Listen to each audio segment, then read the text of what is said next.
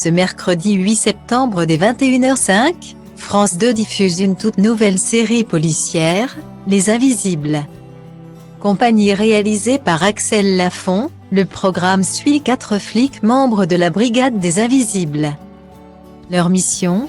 Faire des enquêtes et identifier des corps que personne ne réclame avant qu'ils ne finissent à la fosse commune. Au cours des 6 épisodes, les téléspectateurs vont découvrir les aventures du commandant Darius, Guillaume Cramoisan, et de son équipe composée de Marie-Jo, Nathalie Cerda, gouailleuse au grand cœur, Quentin Faure, un ancien champion de boxe, et Estelle Lacorderie duchesse, Déborah Cray. Une jeune femme de 25 ans pas du tout habituée au terrain. Un quatuor détonnant qui fait la fierté du comédien Guillaume Cramoisan, PJ. Engrenage, profilage, qui s'est confié à Voici et faire sur cette nouvelle aventure. Vous jouez très souvent les flics dans les séries. N'avez-vous pas hésité à replonger une nouvelle fois dans ce genre de rôle ? Si. J'hésite toujours beaucoup parce qu'il peut y avoir un côté redondant quand tu es comédien. Je reçois beaucoup de rôles de flics, je ne sais pas pourquoi d'ailleurs. C'est un rôle de composition mais je dois dégager ça en tout cas pour les gens de la télé. Mais oui, je fais attention. Après c'est bien de bosser et puis c'est bien de commencer un projet parce que tu peux toujours un petit peu. En fonction de ce que tu vis, saupoudrer de ce que tu es ou ce que tu voudrais voir paraître dans un personnage. Et c'était le cas pour Darius. Il était différent à l'écriture de ce qu'il peut être au final. J'ai pu un peu manœuvrer en fonction de ce que je pouvais entendre ou imaginer à travers les premières lectures. Mais n'avez-vous pas peur que ce genre de personnage vous colle trop à la peau ? Forcément, c'est quelque chose que tu as à l'esprit mais bon. Si 2e saison il y a, le personnage va être plus développé. Parce que là, il est un peu envahi d'un grand mystère. On ne sait pas ce qu'il fait. On sait juste comment il sourit, respire, regarde mais on ne sait pas avec quoi il a affaire dans sa vie privée.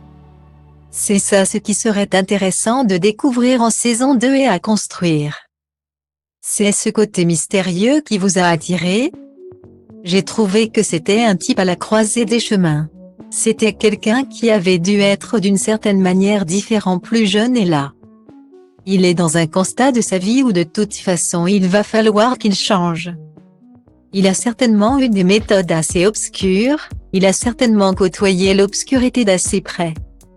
Et le fait d'être mis à l'écart comme ça par ses supérieurs, la petite brigade qu'il a montée.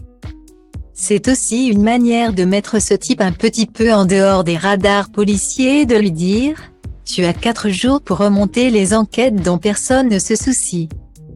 En bossant pour des invisibles, il devient lui aussi invisible et c'est sans doute une prise de conscience qui va l'amener à réfléchir et à aborder sa 2e partie de vie un petit peu différemment.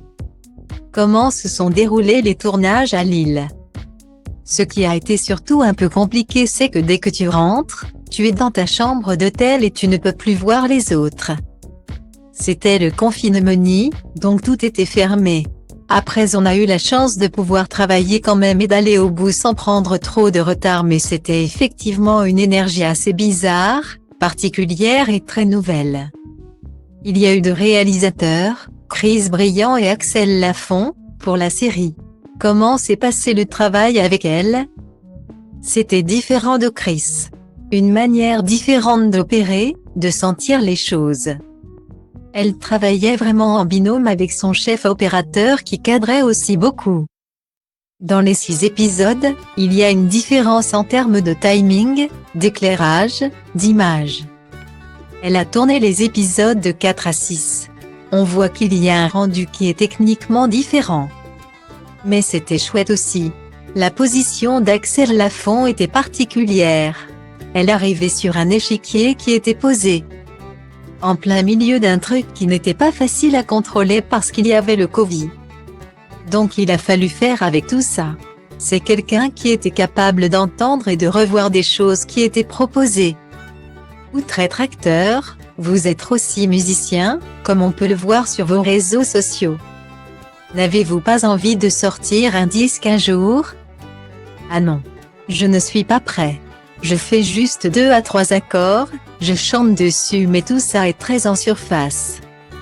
Ça m'aurait tenté mais je pense que je n'ai pas suffisamment de musique pour pouvoir m'aventurer dans des domaines que je ne connais pas bien. Pour l'instant, ça restera un doux rêve, rire. Mais j'adore prendre ma guitare. Apprendre des petites chansons et les chanter. Je peux y passer des heures.